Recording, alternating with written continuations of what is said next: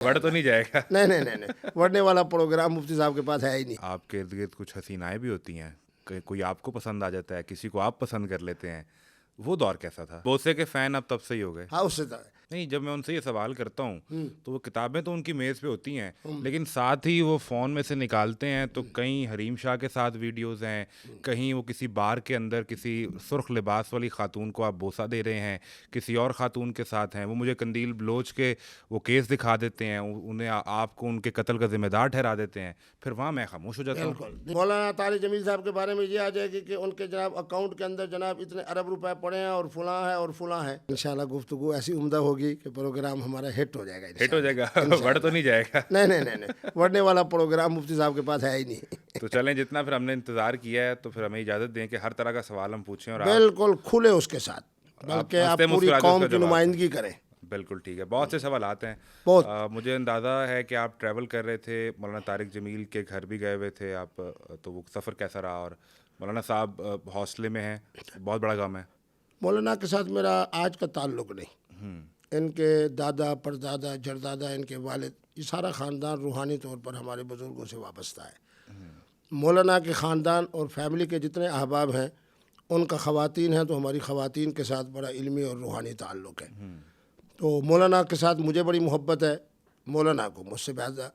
और आप खुश होंगे कि उनके पास जो भी फतवे के हवाले से आए, ख़ास तौर पे निकाह और तलाक़ और विरासत के मसाइल हों, तो वो फिर मेरी तरफ रेफ़र कर देते हैं, कहते हैं मुफ्ती अब्दुल कवी साहब के पास जाए और इस मसले को जाके उनको सामने बयान करें। मैं भी अल्हम्दुलिल्लाह जिस टीवी प्रोग्राम में हो तो उनको बारे में बड़ी अच्छी वो गुफ्तगू करता हूँ, बल्कि मैं ये कहूँगा कि दुनिया के अंदर करोड़ों इंसान जो है उनकी मैं नुमाइंदगी करता हूँ। जब कहता हूँ कि मौलाना बहुत अजीम हैं, बहुत अजीम दाई हैं, मुबल्लिग हैं, मुसलिह हैं, रिफाही शख्सियत हैं, उनकी फाउंडेशन बहुत ज़्यादा जनाब खिदमत इंसानियत के हवाले से उसकी बड़ा अजीम जनाब वो है कारकर्दगी है। और उसके बाद मैं जब ये कहता हूँ कि मौलाना जो है सिर्फ़ एक मसलक और फ़िरके के नहीं, बल्कि मुख्तलिफ़ मसालिक मुख्तलिफ़ फ़िरक़ों के लोग उनसे मोहब्बत रखते हैं, मोहब्बत अक़ीदत करते हैं रखते और हैं, प्यार रखते हैं। पूरी दुनिया में उन्हें पसंद करते हैं। जी हाँ। इसी तरह आपके चाहने वाले भी और आप पर तनकीद करने वाले भी हर मकतबा फ़िक्र के लोग भी हैं और पूरी दुनिया में मौजूद हैं। हमने वो बहुत सी चीज़ें डिस्कस करनी है, जी लेकिन उससे पहले मैं थोड़ा सा जानना चाह रहा हूँ जो आपका इब्तदाई सफ़र है, पैदा कहाँ हुए? अगर एक तरफ आंखें बंद करें और देखें कि बचपन में जब अभी मुफ्ती अब्दुल कवी नहीं थे, अब्दुल कवी साहब थे, तो क्या कर रहे थे? मेरे बेटे, मेरा पहला एजाज़ तो ये है कि मैं उस ख़ानदान में पैदा हुआ जहाँ हर बच्चा और हर बच्ची हाफिज़ कुरान है। अभी मेरी उम्र 13 साल थी, अल्हम्दुलिल्लाह मैंने कुरान मजीद को बड़े मजबूत अंदाज में हिफ्ज़ कर लिया उन कुर्रा से जिनका एक अपना नाम था। उसके बाद मैंने फ़ाज़िल पर्शियन की, क्योंकि हमारा जो मदरसा है, हमारी खानका जो है, उसके अंदर फ़ारसी का ख़ास ज़ौक़ है। बाकी मदारिस में ये बात ख़त्म हो चुकी है। तो फ़ाज़िल फ़ारसी का मैंने जब इम्तिहान दिया तो कानूनी तौर पर मैं इम्तिहान नहीं दे सकता था, क्योंकि फ़ाज़िल फ़ारसी है इक्वल टू FA। उन्होंने कहा ये 16 साल का बच्चा जो है ये कैसे FA की इक्वल जो है वो एक सनद।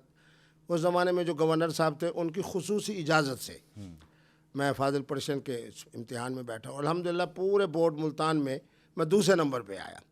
उसके बाद अल्हम्दुलिल्लाह दर्स निज़ामी का सिलसिला शुरू हो गया। फिर अल्हम्दुलिल्लाह मेरी क़ुव्वत हाफ़ज़ा के अंदर एक बड़ी वो थी, तो मैं फिर मैट्रिक, FA, BA, हत्ता कि MA उर्दू, हालांकि हम लोगों के लिए, आम लोगों के लिए, मजहबी लोगों के लिए उर्दू की ज़बान इस लिहाज से बड़ी मुश्किल बन जाती है कि उसमें ख़ासा लिखना पड़ता है और उर्दू अदब के हवाले से। तो उसके बाद अल्हम्दुलिल्लाह फिर मैंने ये चाहा कि अब मैं MPhil भी कर लूँ। तो उस सिलसिले में हमारे मुल्तान के साथ जो भावलपुर यूनिवर्सिटी है उसमें इस्लामियात का शोबा, फिर जो उसके बुज़ुर्गों में से थे हज़रत घोटवी, उनका मेरे ख़ानदान से एक रूहानी ताल्लुक़ था। तो उस ज़माने में जो वाइस चांसलर से उनसे खुसूसी तौर पर इजाज़त ली और ऐसा उन्वान इख्तियार किया कि तमाम अइम्मा के यहाँ जो इजमाई मसाइल हैं, ये मेरा एक ज़ौक़ था।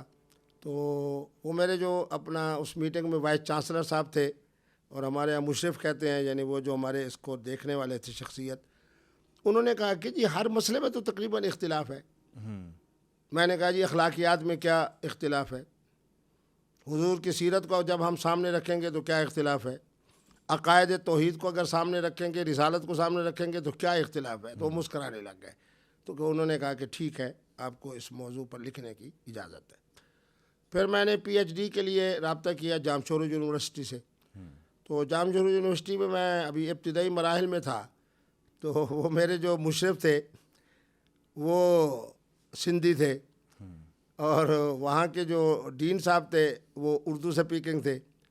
तो उस ज़माने में कुछ हालात सियासी तौर पे ऐसे हो गए थे कि पंजाबी और सिंधी बड़ा एक दूसरे से नफ़रत का ज़माना था। तो मैं जब जाता था तो अल्हम्दुलिल्लाह गाड़ी भी मेरी अच्छी और फिर मैं लिबास भी अच्छा और वो, तो उन्होंने कहा कि बड़े बड़े प्यार से समझाया, वो जो मेरे सिंधी थे उस्ताद, उन्होंने कहा मुफ्ती साहब PhD तो किसी और जगह से भी आप कर लेंगे, लेकिन इस वक्त जो मुल्की हालात है और सियासी हालात है तो ये ना हो कि जनाब आप PhD करते करते किसी दिन जाम शहादत नोश फरमा लें। तो फिर मैंने उसको तर्क किया। ये सब तो रही आपकी जो तालीमी करियर था, और फिर इसमें जो दीन की खिदमत आप कर रहे थे और ये दरस निज़ामी किया, MPhil किया, फिर किताब लिखी, तो एक दौरे जवानी भी होता है, तो उसमें आपके इर्द गिर्द कुछ हसीनाएँ भी होती हैं, कोई आपको पसंद आ जाता है, किसी को आप पसंद कर लेते हैं, वो दौर कैसा था? ना मेरे बेटे, असल में बात यह है कि मेरे किबला दादा पाक, फिर मेरे वालिद गिरामी, तो खानकाहियत की बरकत से जिस वक्त मैं हिफ्ज़ कुरान के लिए जाता था या दरस निज़ामी के आखिरी 2-3 सालों की तालीम हासिल करने के लिए, तो एक खलीफा और एक ड्राइवर मेरे साथ होता था। तो यानी इस लिहाज से तो बड़ी उम्दा ज़िंदगी थी कि ख़ानदान का एक नाम है, और बड़े बड़े अकाबिर को मैं देखता था, वो मेरे इंतज़ार में होते थे, उन्हें पता था कि मुफ्ती साहब के सर पे पगड़ी आनी है खानकाहियत की। तो उस ज़माने में भी मैं कह सकता हूँ कि जब हमने शऊर संभाला तो बड़े बड़े उलमा और मशाइख को यही देखा कि मुफ्ती साहब का हाथ चूमा जा रहा है, माथा चूमा जा रहा है, कंधे पे बोसा दिया जा रहा है, हाथ बांध के खड़े हैं कि कहाँ क्या इस दफ़ा सबक पड़ा क्या हो।